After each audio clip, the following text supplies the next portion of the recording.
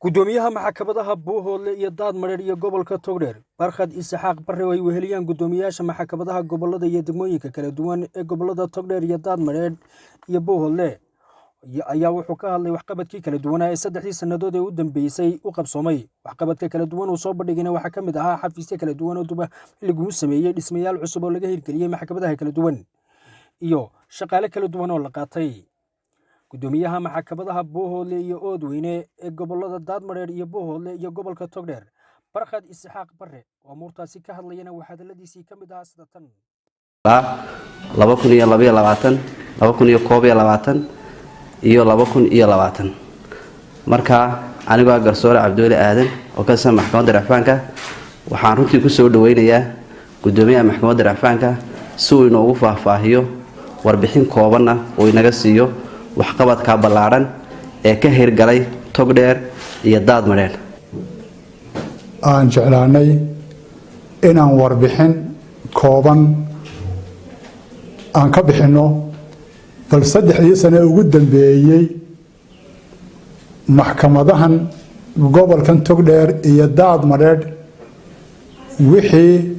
ay ummadan reer Soomaaliland u qabteen gaar ahaan labadan gobol ee Togdheer iyo Daadmareer haddii aan waxqabadka aan ummadayada u qabanay aan ku horeeyo xagga dacwadaha oo shaqadayada koowaad tahay inaan dadka u warqaadno oo aan kala soorno haddaan nahay bahda garsoorka waxa saddexdan sanadood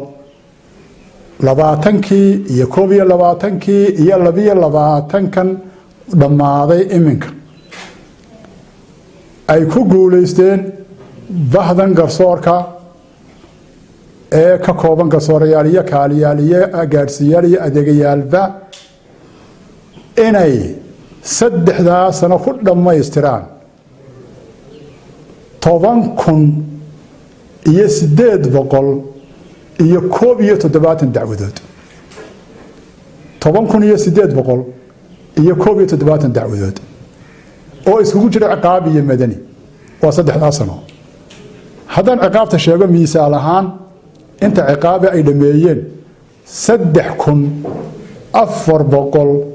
3,429 dacwadood oo ciqaab ay dhameeyeen waxay madani dhameeyeen saddexdaa sano marka madani ahaan aan ka soo qaadno 7,442 dacwadood oo markaa guud ahaan isku noqonaysa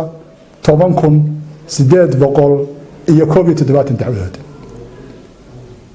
waa يعني دعوة آذو بدن marka loo eego culayska ay leeyihiin iyo tirada garsoorayaasha iyo kaaliyaasha dhameeyay arintaas ilaahayna waan ugu mahadnaqnaa waxa kale oo jirta saddexdaas sano gudahood dacwadaha aan xataa aanu khasnada dawladana ku xareynay dakhli iyagoo dacwadaha badankooda duruuf iska jirto oo dadkeenu kees miskiin soo qortaan gudoomiyaasha maxkamaduhuna markay arintaa aad u hubiyaan inay ka aqbalaan haddana intaas ka soo xirootay ee aanu kaga qayb galnay khasnada dawladda cashuur ahaan saddexdaa sannadood waxay gaadhaysaa 4 bilyan iyo 130 milyuun iyo 279,000 iyo 297 shilin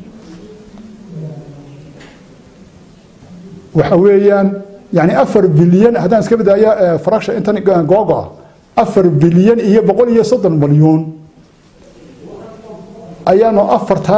saddexdaa sano ugu dambeeyey garsoorkaasi uu soo saaray oo ka dhashay dacwadaha iskugu jira ciqaabta iyo madaniga ee aan ku sheegnay 10,870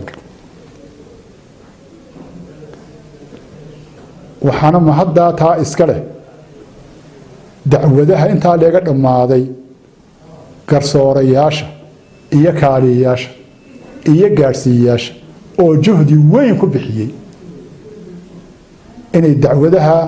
ay dhammaystiraan saddexdaa sanadood dacwadaha intaa leeg وهدي أن إسراء قيبي كرسور كتشوغو إلى عشان يصدر عن فوق ياسو